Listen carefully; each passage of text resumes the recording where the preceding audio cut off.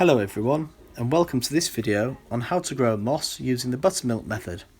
You'll have to obtain the following ingredients: buttermilk, caster sugar and water.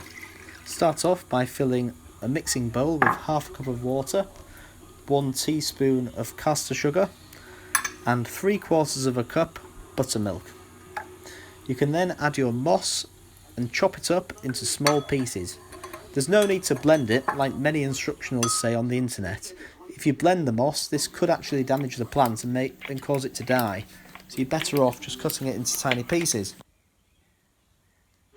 You'll then want to use a waterproof container so that the compost can lock in the moisture. You want to use ericaceous compost, which is an acidic based compost, or failing that, if you can get hold of some peat, this is also an acidic substrate. So once you've got the mixture, just take out the bits of buttermilk covered moss. There's no need to pour the actual mixture onto the soil, because if you do this, because of the large quantity of buttermilk, it can cause mould and bacterial growth.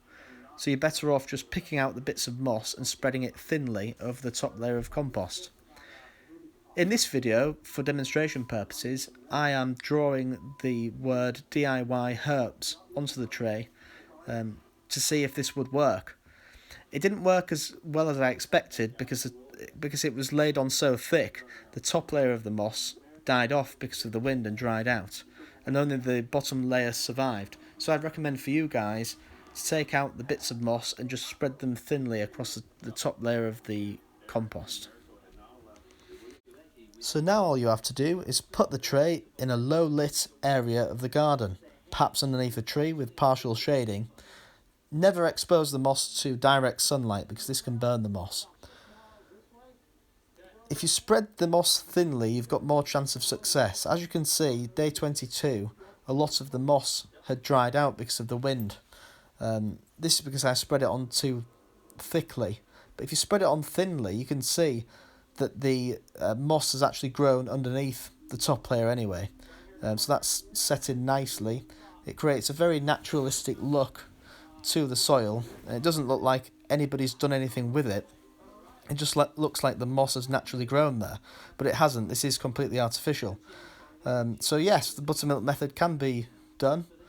It is a long method of making moss. You're probably better off looking at my videos on how to make a moss wall using Java moss, which is a lot quicker. But there's no reason why you couldn't use this in a terrarium.